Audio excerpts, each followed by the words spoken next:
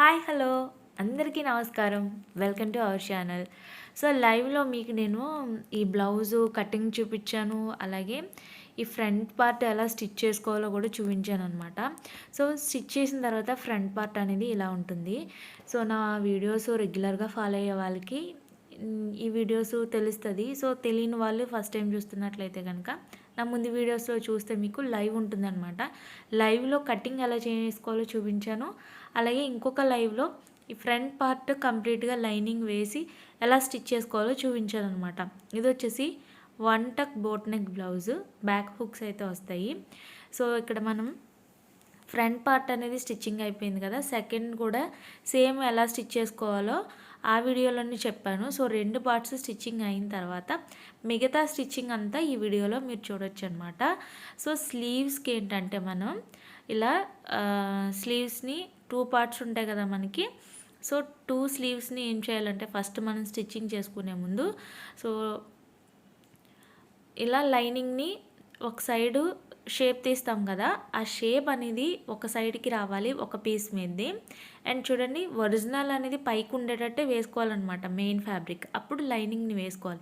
ఈ లైనింగ్ని ఎలా వేసుకోవాలి, ఒక షేప్ తీసింది మనం కట్స్ పెట్టుకున్నాం కదా, ఒక కట్ అటు రావాలి, ఒక కట్ ఇటు రావాలన్నమాట. సో అలా పెట్టుకుని ఇక్కడ మనం ఫస్ట్ ఒక స్లీవ్ని తీసుకుని స్టిచ్ చేయడం చూపిస్తాను మీకు.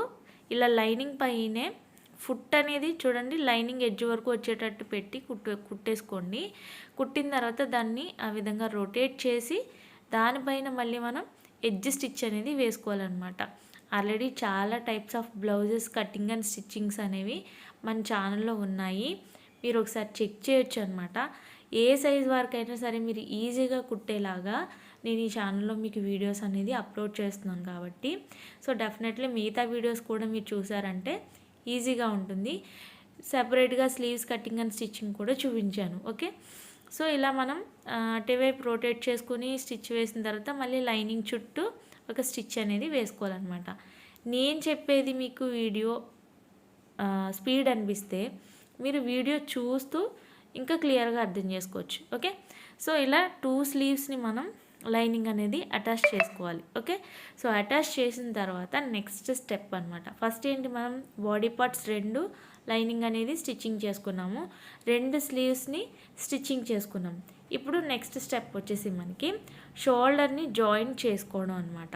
సో బాడీ పార్ట్ని రెండింటిని కలిపి బాడీ పార్ట్స్ని చూపిస్తాను మీకు. ఇక్కడ నేను చూపించే ముందు ఫస్ట్ బాడీ షోల్డర్ అటాచ్మెంట్ కాదు, సో బ్యాక్ హుక్స్ అని చెప్పాను కదా, మనకి బ్యాక్ పార్ట్ ఏదైతే ఉంటుందో దాన్ని ఇలా తీసుకుని ఇక్కడ మిడిల్కి ఇలా లైన్ అనేది మార్కింగ్ చేసుకోండి సెంటర్కి.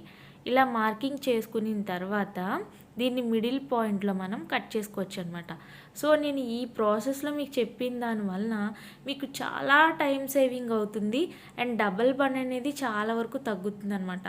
ముందే మీరు బ్యాక్ హుక్స్ కోసం కటింగ్ చేసేసుకుని సెపరేట్గా లైనింగ్ అటాచ్ చేసుకోవాలి అంటే కష్టం అనమాట. సో దీనికి మనకి ఉక్సి పట్టి కాజా పట్టి కోసం నేను మెయిన్ ఫ్యాబ్రికే తీసుకున్నాను. ఇది కొంచెం ఫాస్ట్గానే చెప్తున్నాను ఎందుకంటే సపరేట్ వీడియోస్ అనేవి నేను ఆల్రెడీ చేసున్నాను. మీకు క్లియర్గా డీటెయిల్డ్గా కావాలి అంటే ఒకసారి చెక్ చేయొచ్చు. సో కాజా పట్టి అనేది తిరగవేసిన వైపు నుండి పెట్టి మనం ఇలా వీడియోలో చూపిస్తున్న విధంగా స్టిచ్ చేసుకోవాలన్నమాట. సో ఉక్సి పట్టి కోసం కాజా పట్టి కోసం విడ్త్ అనేది 4 ఇంచెస్ తీసుకోండి. కాజా పట్టి కోసం లెంత్ అనేది మన బాడీ పార్ట్ కట్ చేసాం కదా, అది ఎంత లెంత్ ఉందో దాని మీద ఒక 1 ఇంచ్ ఎక్స్ట్రా తీసుకోవాలన్నమాట.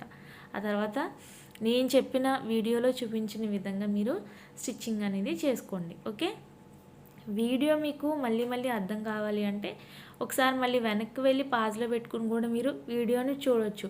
ఎప్పటికీ మన వీడియో అనేది ఛానల్లోనే ఉంటుంది, ఎక్కడికి వెళ్ళిపోదు. ఓకే, మీరు వచ్చేంత వరకు వీడియో చూస్తూ నేర్చుకోవచ్చు. ఓకేనా, సో ఈ విధంగా కాజా పట్టి కుట్టేసిన తర్వాత ఉక్సి పట్టి ఏంటి, మనకి అసలు డిజైన్ పైకి ఉండే వైపు నుంచి మనం కుట్టుకోవాలి, అవునా. సో ఇది రెగ్యులర్గా నా వీడియోస్ ఫాలో అయ్యే వాళ్ళకి ఖచ్చితంగా తెలుస్తుంది. మీరు కూడా ఇలా కన్ఫ్యూజ్ అవ్వకుండా ఉండాలి, రెగ్యులర్గా నా వీడియోస్ని చూస్తే మీరు కన్ఫ్యూజ్ అవ్వకుండా ప్రతిదీ కూడా ఈజీగా నేర్చేసుకుంటారనమాట. సో కాజా పట్టీని కూడా మనం స్టిచ్ చేసుకుంటాము. సో ఇది 3rd స్టెప్ అనమాట. ఫస్ట్ స్టెప్ అయిపోయింది, స్లీవ్స్ అయిపోయినాయి. అండ్ థర్డ్ స్టెప్ వచ్చి మనకి ఉక్సి పట్టి కాజా పట్టి కూడా స్టిచ్ చేసేసుకుంటాము. నేను చాలా మీకు ఈజీ ప్రాసెస్లో చెప్తాను, ఎలాంటి కష్టము లేకుండా క్లియర్గా అర్థమయ్యేలాగా. సో మీ ఛానల్ని సబ్స్క్రైబ్ చేసుకోకపోతే కనుక తప్పకుండా సబ్స్క్రైబ్ చేసుకోండి. సో ఇలా మనం స్టిచ్ చేసిన తర్వాత ఇప్పుడు చూడండి, ఫ్రంట్ పార్ట్ డిజైన్ పైకి వచ్చేటట్టు వేసుకుని బ్యాక్ పార్ట్స్ రెండు తిరగవేసి వేసుకుని ఇప్పుడు షోల్డర్ అనేది ఇలా జాయిన్ చేసుకోవాలి. ఓకే, ఒక 1/2 ఇంచ్కి షోల్డర్ని మనం జాయిన్ చేసుకోవాలి. 2 కుట్లు 3 కుట్లు అనేది మీరు స్ట్రాంగ్గా వేసుకోండి. ఎందుకంటే షోల్డర్ జాయింట్ దగ్గర నుంచి ఇక్కడి నుంచి మనం స్టిచ్చెస్ అనేవి కొంచెం స్ట్రాంగ్గానే వేసుకోవాలన్నమాట, లేదంటే కుట్లు విడిపోయే ఛాన్స్ ఉంటుంది. దెన్ నెక్స్ట్ 2 షోల్డర్స్ మనం జాయింట్ చేసేసిన తర్వాత స్లీవ్స్ అటాచ్ అనేది చేసుకోవాలన్నమాట. ఓకే, ఇది మనం హై నెక్కే పెట్టాం కాబట్టి షోల్డర్ అనేది స్ట్రైట్గా మనం స్టిచ్ చేసేసుకోవచ్చు.